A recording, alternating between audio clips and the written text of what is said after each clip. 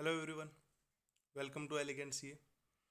तो सप्लाई जो अपन चेन बना रहे हैं सप्लाई के लिए वीडियोज़ की, तो इसमें ये पार्ट 2 है जिसमें अपन 7(1)(c) सेक्शन 7 सब सेक्शन 1 का क्लोज सी जो है अपन यहाँ पे पढ़ने वाले हैं, उसको एनालाइज अपन यहाँ पे करने वाले हैं। तो सेक्शन ये जो सी क्लोज है वो ये बोलता है कि the activities specified in schedule 1, जो शेड्यूल 1 के अंदर जो भी एक्टिविटीज स्पेसिफाइड हैं, अगर वो विदाउट कंसिडरेशन भी की गई है तो अपन उसको सप्लाई बोलेंगे। उन एक्टिविटीज़ को अपन सप्लाई के तौर पे कंसिडर करेंगे। इसका मतलब क्या हुआ? इसका मतलब सिंपल सा ये है कि उनको डीम्ड सप्लाई यहाँ पे माना गया है। वो डीम्ड सप्लाई है। टैक्सेबल पर्सन, एक टैक्सेबल पर्सन जो होता है दूसरे नॉन टैक्सेबल पर्सन या टैक्सेबल पर्सन को वो सप्लाई दे सकता है। कंसिडरेशन उसके बदले कुछ भी नहीं है, लेकिन फिर भी वो एक सप्लाई है, वो एक्टिविटी जो है वो सप्लाई है। तो ये शेड्यूल 1 में ये बेयर एक्ट की लैंग्वेज है, इसमें 4 पार्ट के अंदर बोला गया है। तो आप इसको रीड कर सकते हो या फिर आप मेरे को मेल कर सकते हो celegant@gmail.com। मैं वहाँ से ये जो नोट्स हैं वो आपको प्रोवाइड करवा दूंगा। हालांकि मैंने इनको आगे भी रेफ़र कर रखा है हर एक चीज़ को। तो अपन शेड्यूल 1 का पहला पार्ट देखते हैं, उसमें क्या है। ठीक है, तो उसमें बोला गया परमानेंट ट्रांसफ़र या फिर disposal of business assets where input tax credit has been availed on such assets. तो इसमें इंपॉर्टेंट वर्ड्स क्या हैं? परमानेंट ट्रांसफ़र या फिर डिस्पोजल। तो ट्रांसफ़र या डिस्पोजल जो है अपन प्रीवियस वीडियो में मैंने आपको एक्सप्लेन किया था कि ट्रांसफ़र और डिस्पोजल क्या होता है। आप वहाँ से इस चीज़ को कंसिडर कर सकते हैं, वहाँ जाके आप देख सकते हैं। जो सप्लाई का पहला वीडियो था उसके अंदर मैंने बताया है। बिजनेस असेट्स क्या है? बिजनेस असेट्स मतलब स्टॉक हो सकता है या फिर कोई भी ऐसी मूवेबल चीज़ कि आप बात कर सकते हैं, उसको अपन यहाँ पे बिजनेस असेट्स के तौर पे कंसिडर करेंगे। और where ITC input tax credit has been availed, जैसे कि मान लीजिए मैंने कुछ भी एक चीज़ खरीदी, स्टॉक खरीदा या फिर मैंने एक बाइक खरीदी। बाइक जो थी वो बिजनेस असेट्स है क्योंकि वो मूवेबल है। गुड्स जो होता है वो मूवेबल चीज़ को ही यहाँ पे जीएसटी के अंदर कंसिडर किया गया है और बाइक मूवेबल। तो मैंने बाइक खरीदी, बाइक की प्राइस थी मान लीजिए 50,000 रुपीज़, और उसके ऊपर मान लीजिए मैंने 10% जीएसटी दिया, 5,000 रुपये उस पर जीएसटी हो गया, टोटल वैल्यू होगी 55,000 रुपये। और मैंने उसको कंसिडर मतलब कि बिजनेस के तौर पे काम में ले रहा था, लेकिन मैं एक एनजीओ का मेंबर भी हूँ और एनजीओ की रिक्वायरमेंट है कि उनको लोगों को सुविधाएं देने के लिए बाइक चाहिए। तो मैंने फ्री ऑफ कॉस्ट जो बिजनेस के लिए मेरी बाइक थी वो उनको दे दी। ठीक है, तो वो जो मैंने बाइक उनको दी, मैंने चैरिटी करी, तो वो भी सप्लाई के लिए जीएसटी के अंदर आ गई। वो सप्लाई होगी जीएसटी के अंदर, उसको जीएसटी के अंदर सप्लाई मान लिया गया है। ठीक है, मैंने उसको परमानेंटली ट्रांसफ़र कर दिया। अब मैंने टेम्परेली ट्रांसफ़र किया, मैंने उनको बोला कि भाई आप 2 महीने रख लीजिएगा और फिर मेरे को वापस दे दीजिएगा, तो उसको अपन यहाँ पे सप्लाई के तौर पे कंसिडर नहीं करेंगे, क्योंकि यहाँ बोला गया है परमानेंट ट्रांसफ़र या डिस्पोजल। परमानेंट होना चाहिए, मैंने उनको दे दी मतलब दे दी। और मैंने उस पर पहली चीज़ तो परमानेंट ट्रांसफ़र, दूसरी जो असेट्स थी उसके ऊपर मैंने आईटीसी क्लेम कर रखा है। तो ये दोनों चीज़ इसमें आएगी। अगर मान लीजिए मैंने बाइक वाला एग्जांपल लिया, मान लीजिए कि एक मेरा जो हेड ऑफिस है वो है दिल्ली के अंदर, और मेरा जो सब्सिडरी है या फिर ब्रांच ऑफिस जिसको बोल सकते हो वो है जयपुर के अंदर। तो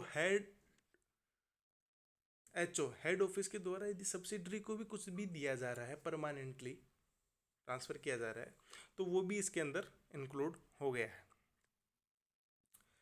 अब शेड्यूल 1 का जो पार्ट 2 है वो क्या बोलता है? सप्लाई ऑफ गुड्स और सर्विस और both between related persons or between distinct person as specified in section 25 when made in the course or furtherance of the business। तो रिलेटेड पर्सन या डिस्टिंक्ट पर्सन के लिए जो सेक्शन 25 में defined है, business के लिए अगर कोई भी ट्रांसफ़र हो रहा है विदाउट एनी कंसिडरेशन, इनके बीच में हो रहा है, मतलब डिस्टिंक्ट पर्सन और रिलेटेड पर्सन बिजनेस के लिए हो रहा है ट्रांसफ़र या मतलब सप्लाई हो रही है, तो विदाउट कंसिडरेशन है, हम इसको मान रहे हैं सप्लाई। अब इसमें आता है कि रिलेटेड पर्सन क्या है। तो रिलेटेड पर्सन जो डिफाइन किया गया है वो एक्सप्लेनेशन के तौर पे डिफाइन किया गया है सेक्शन 15 के अंदर। तो रिलेटेड पर्सन में मतलब क्या क्या आएगा। अगर मान लीजिए आप ऑफिसर हो, डायरेक्टर हो किसी फर्म के या किसी कॉरपोरेट के, तो आप उस कॉरपोरेट के लिए रिलेटेड पर्सन हो गए हो। ठीक है। आप किसी भी बिजनेस में पार्टनर हो तो आप पार्टनर के लिए रिलेटेड हो और उस फर्म के लिए भी रिलेटेड हो। एम्प्लॉयर एम्प्लॉय का रिलेशनशिप है तो वो भी उसमें आएगा रिलेटेड पर्सन में। या फिर आप जो है किसी बिजनेस को ओन करते हो, उसमें 25% वीपी मतलब वोटिंग पावर रखते हो, या फिर 25% वैल्यू के आप शेयर्स रखते हो। आप जो है किसी और बिजनेस को या किसी और थर्ड पार्टी को कंट्रोल करते हो। ठीक है, डायरेक्टली या इनडायरेक्टली। मतलब कि कैसे कंट्रोल कर सकते हैं, जैसे कि मान लीजिए कि आप 3 चेन मान लीजिए, ए ने बी को अक्वायर कर रखा है और बी ने सी को अक्वायर कर रखा है, तो इनडायरेक्टली सी ए से रिलेटेड हो गया तो वहाँ भी आप रिलेटेड पार्टी हो। ठीक है। अगर मान लीजिए 2 कॉरपोरेट मिलके या 2 पर्सन मिलके एक किसी अदर पर्सन को ओन कर रहे हैं, कंट्रोल कर रहे हैं, या फिर वाइस वर्सा, एक पर्सन जो है 2 अलग अलग पर्सन्स को कंट्रोल कर रहा है, तो वो सब रिलेटेड पर्सन्स है। अगर आप सेम ही फैमिली के हो तो भी आप रिलेटेड पर्सन हो। और इसके अंदर रिलेटेड पर्सन में लीगल पर्सन को भी इसमें शामिल कर लिया गया है। ठीक है।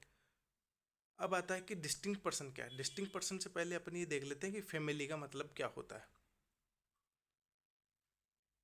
फैमिली का मतलब होता है कि आप खुद, स्पाउस, इन सबको इसमें फैमिली के अंदर शामिल किया गया है। अब आता है डिस्टिंक्ट पर्सन। डिस्टिंक्ट पर्सन मतलब क्या है कि डिस्टिंक्ट पर्सन मतलब ये है कि अगर मान लीजिए आपका एक बिजनेस है, दिल्ली के अंदर, और आप राजस्थान में जाके बिजनेस करना चाहते हो, तो वहाँ पे आपको एक अलग रजिस्ट्रेशन लेना पड़ सकता है। ये सेक्शन 25 में बोला गया है कि वहाँ पे जाने के बाद आपको एक अलग रजिस्ट्रेशन लेना पड़ सकता है। तो ये जो 2 रजिस्ट्रेशन हुए हैं एक ही पर्सन के, तो वो डिस्टिंक्ट पर्सन है। ठीक है। या फिर ऐसा हो सकता है कि मेरा एक बिजनेस क्लॉथ का है, दूसरा बिजनेस पेट्रोलियम का है, और मेरे के लिए मैंने उसके लिए सेपरेट रजिस्ट्रेशन ले रखे हैं, अलग अलग रजिस्ट्रेशन उसके लिए रखे हैं। तो ये जो अलग अलग रजिस्टर्ड एक ही पर्सन के हैं, या फिर एक ही कंपनी के अलग अलग, या एक ही फर्म के अलग अलग जो रजिस्ट्रेशन है, वो डिस्टिंक्ट पर्सन है अकॉर्डिंग टू सेक्शन 25। तो वो भी, अब रिलेटेड पर्सन मैंने आपको बता दिया और डिस्टिंक्ट पर्सन बता दिया। अब इन दोनों से कोई भी सप्लाई हो रही है, या इन दोनों को कोई भी सप्लाई हो रही है बिजनेस के लिए या for the furtherance of the business without any kind of consideration, then it is supply.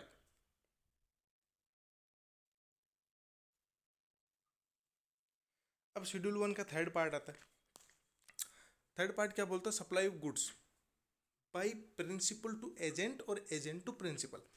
मतलब कि क्या इसमें बोला गया है कि अगर मान लीजिए मैं प्रिंसिपल बंदा हूँ, ठीक है, मैंने कोई अपना एजेंट नियुक्त कर रखा है, मैंने अपना एजेंट अपॉइंट कर रखा है, और एजेंट को मैंने राइट दे रखा है कि वो मेरे बिहाफ पे गुड्स ले सकता है, ठीक है, गुड्स रिसीव कर सकता है।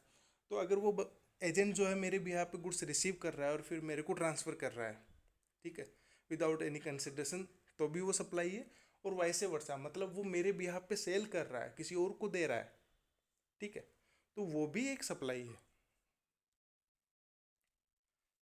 अब इसमें एजेंट और प्रिंसिपल को डिफाइन किया गया। प्रिंसिपल का तो सीधा सीधा मतलब ये होता है कि अगर जिसके बिहाफ पे एजेंट काम कर रहा है तो वो प्रिंसिपल है। अब एजेंट क्या है। एजेंट का मतलब यही है कि ब्रोकर, कमीशन एजेंट, किसी भी नाम से बोल दो, what ever name called, who carries on the business of the supply और रिसिप्ट ऑफ द गुड्स और सर्विसेज और both on behalf of another. मतलब भी किसी भी और के बिहाफ पे कोई भी जो पर्सन है वो काम कर रहा है किसी और के बिहाफ पे, तो वो एजेंट है। और जिसके बिहाफ पे काम कर रहा है वो प्रिंसिपल है। अब पार्ट 4 है import of services. Sir import of services तो अपन ने 7(1)(b) के अंदर भी पढ़ा था जी। उसके अंदर अपन ने पढ़ा था कि import of services for a consideration, चाहे वो बिजनेस से रिलेटेड है चाहे नहीं है, तो वहाँ पे क्या था, वहाँ पे कंसिडरेशन था। 7(1)(b) के अंदर कंसिडरेशन था, यहाँ पे कोई भी कंसिडरेशन नहीं है। तो यहाँ क्या बोला गया, कोई भी सर्विसेज अपन ले रहे हैं रिलेटेड पर्सन से। रिलेटेड पर्सन मैंने अभी आपको बताया कि रिलेटेड पर्सन क्या होते हैं, एम्प्लॉयर एम्प्लॉई, या एक बिजनेस, या आप सेम फैमिली मेम्बर के हो, एक बिजनेस किसी और को कंट्रोल कर रहा है। मतलब रिलेटेड पर्सन्स, यदि रिलेटेड पर्सन या फिर उसका कोई भी एस्टेब्लिशमेंट है इंडिया से बाहर, रिलेटेड पर्सन या फिर उसका कोई एस्टेब्लिशमेंट है, तो उससे अपन फ्री ऑफ कॉस्ट कोई भी सर्विसेज इंपोर्ट कर रहे हैं। ये इंपॉर्टेंट वर्ड है, इन द कोर्स और फर्दरेंस ऑफ द बिजनेस। ठीक, मतलब कि अगर कंसिडरेशन इंपोर्ट ऑफ सर्विसेज के अंदर है तो साहब वो तो सप्लाई किसी भी हालत में है। अगर कंसिडरेशन है इंपोर्ट ऑफ सर्विसेज में, वो तो सप्लाई है ही है। ठीक है, लेकिन अगर कंसिडरेशन नहीं है और वो आप ले रहे हो रिलेटेड पर्सन से या उसके एस्टेब्लिशमेंट से, तो वो जो है वो भी सप्लाई कंसिडर की जाएगी। तो यहाँ पे अपन ने जो है सेक्शन 7 सब सेक्शन 1 का क्लोज जो सी है वो यहाँ पे अपन कंप्लीट कर चुके हैं। Thank you so much for watching this video. अपन इस सीरीज को आगे कंटिन्यू रखेंगे।